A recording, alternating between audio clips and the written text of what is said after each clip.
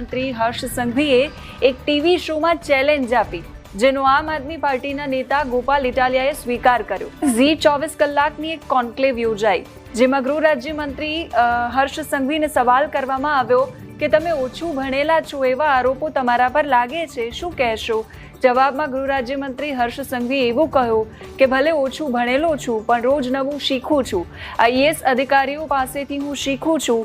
વિરોધીઓ સાથે ખુલ્લા મંચ પર કોઈ પણ વિષય પર ચર્ચા કરવા માટે હું ચેલેન્જ આપું છું. આમ આદમી પાર્ટીના નેતાએ આ સાંભળ્યું અને એમણે ચેલેન્જનો સ્વીકાર કર્યો અને ગૃહ રાજ્યમંત્રી હર્ષ સંઘવી સાથે ચર્ચા કરવા માટે એક પત્ર લખી નાખ્યો અને કહ્યું કે ચેલેન્જ સ્વીકાર છે, સ્થળ, સમય અને તારીખની જાણ કરશો. ગુજરાતના ગૃહમંત્રીએ ગુજરાતની એક ચેનલ ઉપર ઇન્ટરવ્યુ દરમિયાન એક ચેલેન્જ આપી છે કે એ પોતે ભલે ઓછું ભણેલા છે, પોતે ભલે 8 પાસ જ છે, પણ એમની પાસે ખૂબ નોલેજ છે, વિશાળ જ્ઞાનનો ભંડાર ભર્યો છે.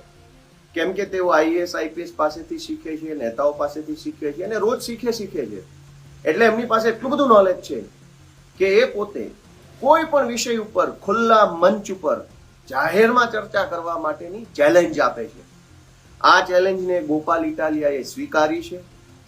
મેં ગુજરાતના ગૃહમંત્રીને વિનંતી કરી છે કે તમારી પાસે જે મંત્રાલય છે, જે વિભાગ છે, તમારી પાસે જેલ છે, તમારી પાસે હોમ ડિપાર્ટમેન્ટ ગૃહ વિભાગ છે, તમારી પાસે સિવિલ ડિફેન્સ છે, તમારી પાસે જે કંઈ પણ વિભાગ છે, એ વિભાગને લગતા કોઈ પણ XYZ વિષય ઉપર જાહેર ખુલ્લા મંચ ઉપર ચર્ચા કરવા માટે હું તૈયાર છું.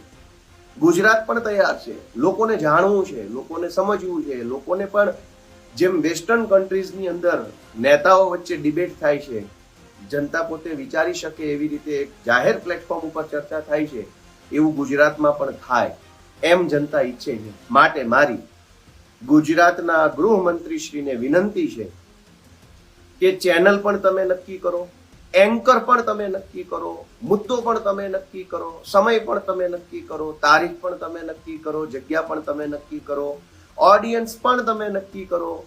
બધું જ તમે નક્કી કરી લીધા પછી બધી જ તૈયારી તમે કરીને આવો, વાંચીને આવો, લખીને આવો, અભ્યાસ કરીને આવો, સમજીને આવો, વિચારીને બધું જ થઈ ગયા પછી આપણે બંને જાહેર મંચ ઉપર ખુલ્લામાં ચર્ચા કરી અને ગુજરાતના લોકોને આપણે એક જાણકારી મળે, સમજવા મળે એવો પ્રયત્ન કરીએ. આ સાથે મારી તો એ પણ બાહેધરી છે કે પૂરા માન, સન્માન અને સૌજન્ય સાથે આપણે આ ચર્ચા કરીશું. કેમ કે આપણે ઝઘડો નથી કરવાનો, આપણે કોઈ લડાઈ નથી કરવાની કે ભાગબટાઈ નથી કરવાની, ચર્ચા કરવાની છે સારા વિષય ઉપર.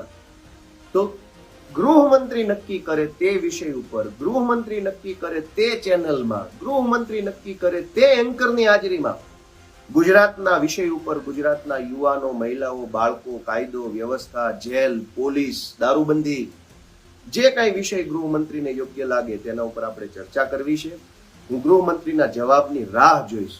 કેમ કે કોઈ પણ ગૃહમંત્રી કક્ષાનો માણસ એક વખત જ્યારે ઇન્ટરવ્યુમાં જાહેર મોટી ચેનલના માધ્યમથી 2 શબ્દો બોલે છે, તો એ શબ્દોની પણ કોઈ કિંમત હોય છે, એ સાબિત કરવું બહુ જરૂરી છે. ગૃહમંત્રી કોઈ રસ્તે રખડતા વ્યક્તિ નથી કે મન ફાવે તેવું બોલીને છટકી જાય. આજે જો ગૃહમંત્રીએ ચેલેન્જ માર્યા પછી, ચેલેન્જ આપ્યા પછી અને મેં ચેલેન્જ સ્વીકાર્યા પછી જો ચર્ચા નહીં કરે તો ગુજરાતની જનતાને એવું લાગશે કે ગૃહમંત્રી બોલ બચ્ચન કરે છે, ગમે તેવી ફાંકા ફોજદારી કરે છે. તો ગૃહમંત્રીના બોલાયેલા શબ્દોની પણ એક કિંમત છે. પ્રાણ જાય પણ વચન ન જાય એ પ્રકારે. અને તમે બધા તો ઠેકેદારો છો, તો તમે તમારા શબ્દોને પાળો છો, તમે તમારી બોલાયેલી વાત ઉપર સ્ટેન્ડ કરો છો, તમે જે વાત જાહેરમાં લલકારીને બોલો છો એ વાતની ઉપર તમે કાયમ રહો છો, એવું ગુજરાતની જનતાને ભરોસો અપાવવા માટે પણ તમારે જાહેર મંચ ઉપર ચર્ચા કરવી જોઈએ. હું રાહ જોઉં છું, આપણે ચર્ચા કરીશું. જય હિન્દ, જય જય ગરવી ગુજરાત.